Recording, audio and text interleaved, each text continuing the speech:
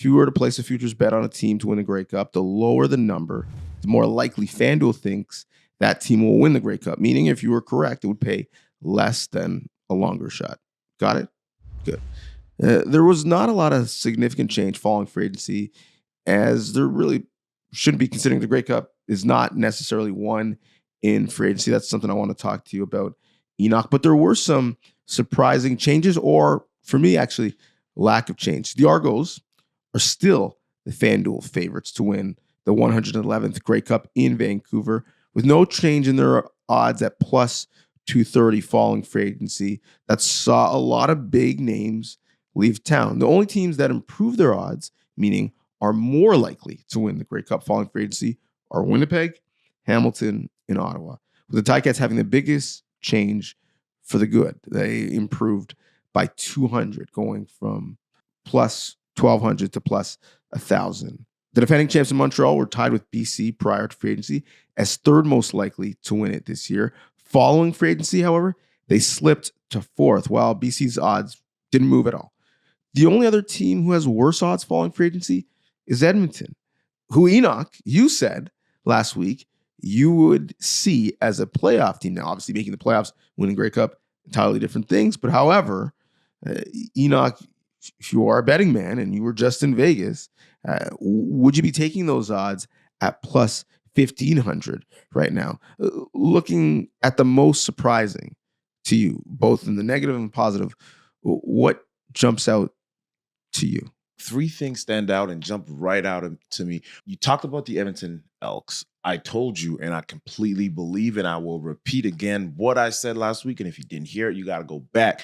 But I truly believe that the Edmonton Elks are a playoff team for sure. Some other fans in the West did not like that. Yeah, they got in the mentions on the IG post. I did see it. I did see it, but it's the reality of the situation. I say this, look, oh, Henoc, you're just saying that because your guy, your friend, your former teammate, McLeod Bethel-Thompson is now the court. No, that's not the only reason why.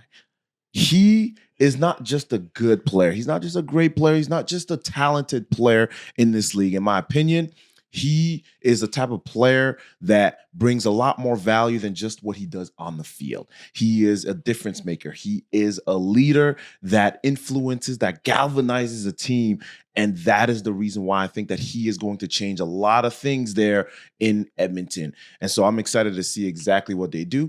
And they will respond to the fans in the West who were in the comments this past week. And so I think that the Edmonton Elks, I don't know if they're going to win the Grey Cup, but for sure, I don't think they belong in the basement of this of these standings. And so that's the first thing. The second thing is this. There wasn't too many changes that happened in Montreal.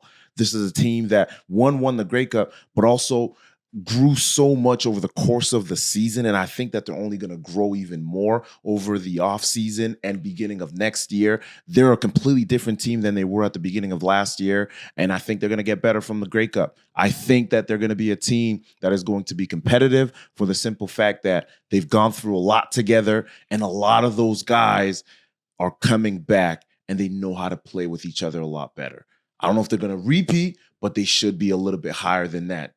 Can we give them a little bit of respect? They won the Grey Cup last year, DB. So that's the second thing. And the last thing, it might shock a few people, but I don't know about the Toronto Argonauts at 230 and being at the top. I'm just saying. I'm being real. I know. Henoc, you played for the Argos. It's true. There's a reason why over the course of, 110 years, it's only happened twice that a team went 16-2. Plus, losing Corey Mace as a defensive coordinator to me is going to have a larger impact than people at FanDuel clearly think. And there's going to be some growing pains. That's just the reality of the situation. They're going to have to find their way. Defensively speaking, at least, it's almost like it's a whole new system. Multiple guys on that defense have moved on, have transitioned, and are on different teams right now. So there's going to be some changes. It's going to be a work in progress for the Toronto Argonauts next year. Note the date. Note the time. Henoc Muamba said something somewhat critical of the Toronto Argonauts. Are you trying to tell me this is the first time I've said anything critical of Toronto Argonauts? I'm not trying to tell you. Producer P. I am telling you. Yeah, this is the first time. No way. I think you're correct. There's a couple things that stand out to me. That would be one. Number one, the last time we saw your team, you got waxed by the team that's fourth on this list. Montreal, this province of Quebec, felt the type of way at the end of the year about how they were disrespected, how they were worst in the power rankings to start the year. Don't come at us this year. It's not us. You can bring that talk to FanDuel because I have no understanding how, one, they're four, two, they're behind Toronto. They brought back essentially their team in terms of everyone they wanted to, outside of, you can make an argument their backfield is going to look a little bit different, but that's a position of depth.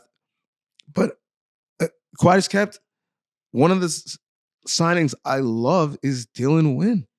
I think that is a real signing and a real attitude signing for that team and that defense. So Montreal, not only are they fourth, they started at plus 650. They decreased to plus 700. So don't understand how they got worse in free agency. Number two, the Argos flat. So basically, are you telling me that Jamal Peters and AJ Ouellette and Adarius Pickett and Javon Leake, and I mean, I know you have another kicker, but Boris Bede, like all of those guys don't move the needle? All those guys that you lost? You can make an argument your best DB. Oh, and losing the defensive corner. You have to mention that. I'll say this so you don't have to. You can make an argument your best coach, you lost.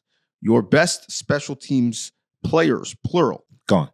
You lost them. Turner and the kicker. Your best DB, you lost. Your best running back, you lost.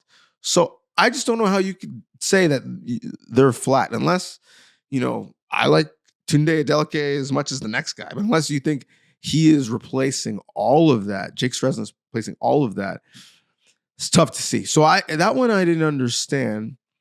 The other one I didn't understand, if I'm being honest, was Saskatchewan. We can make an argument, should they be plus 1,200 or not, whatnot. You can't make an argument that they should be flat relative to where they were before free agency. I'm about to ask you if winning free agency matters. So we can table that conversation. But that's an entirely different conversation. So if it should impact the odds, because they brought better players in the building in free agency. So how could the numbers stay flat? Yeah, I totally don't agree with that either. Jameer Thurman's not moving the needle. It would 100%. Malik Carney's not moving the needle. AJ Ouellette's not moving the needle. That's going to change a lot of things over there in Saskatchewan. So I don't understand either why it did not change as far as the standings right there. But they should definitely be a little bit higher.